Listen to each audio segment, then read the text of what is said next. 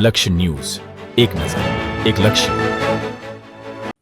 ઝાલાવાડને યોગમય કરવા જિલ્લા વહીવટીતંત્રનું વિસ્તૃત આયોજન. સુરેન્દ્રનગર જિલ્લામાં થનારી આંતરરાષ્ટ્રીય યોગ દિનની ઉજવણી સંદર્ભે બેઠક યોજાઈ. આયોજન અને પૂર્વ તૈયારીઓની સમીક્ષા કરતા ઇન્ચાર્જ કલેક્ટર રાજેશ તન્ના.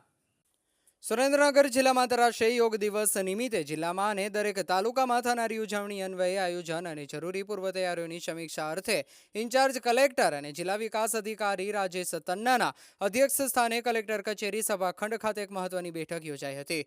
ઝાલાવાડના નાગરિકો માત્ર એક દિવસ જ નહીં પરંતુ યોગને રોજિંદી જીવનશૈલીનો એક ભાગ બનાવી અપનાવે અને નિયમિત રૂપે યોગ કરે તે માટે પ્રેરિત કરવા જિલ્લા વહીવટીતંત્ર દ્વારા વિસ્તૃત આયોજન હાથ ધરવામાં આવ્યું છે.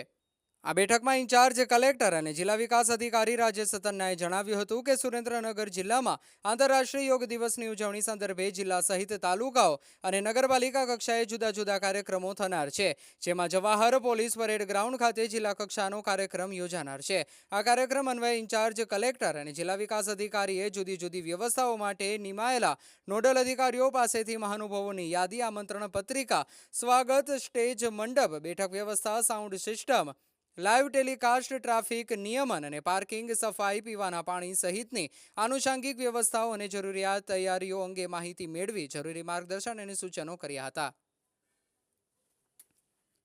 વધુમાં તેઓએ વરસાદની સંભાવનાઓને ધ્યાને લઈને જરૂર પડે કાર્યક્રમ સ્થળની બીજી વૈકલ્પિક વ્યવસ્થા આઈપીએમસી ખાતે કરવા તેમજ જરૂરી તૈયારીઓ સ્ટેન્ડ બાય રાખવા તાકીદ કરી હતી. તેમજ સ્વાસ્થ્ય જીવનશૈલી માટે વધુમાં વધુ નાગરિકો આ કાર્યક્રમમાં જોડાય તે માટે પૂરતા પ્રયાસો કરવા અનુરોધ કર્યો હતો. આ કાર્યક્રમમાં વડાપ્રધાન નરેન્દ્ર મોદી અને મુખ્યમંત્રી ભૂપેન્દ્ર પટેલના સંબોધનનું જીવંત પ્રસારણ હોવાથી કાર્યક્રમ સમય મર્યાદામાં શરૂ થાય તે ખાસ જોવા કહ્યું હતું.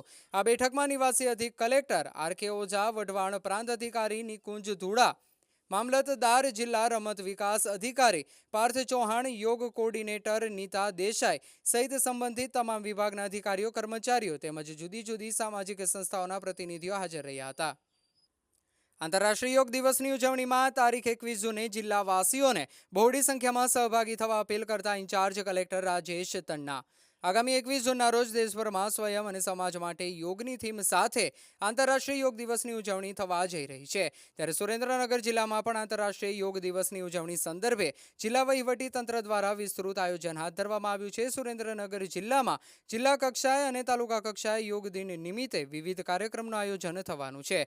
ત્યારે આ કાર્યક્રમમાં મોટી સંખ્યામાં જિલ્લાના નાગરિકો સહભાગી બને તેવી અપીલ ઇન્ચાર્જ કલેક્ટર અને જિલ્લા વિકાસ અધિકારી રાજેશ તન્ના દ્વારા કરવામાં આવી હતી.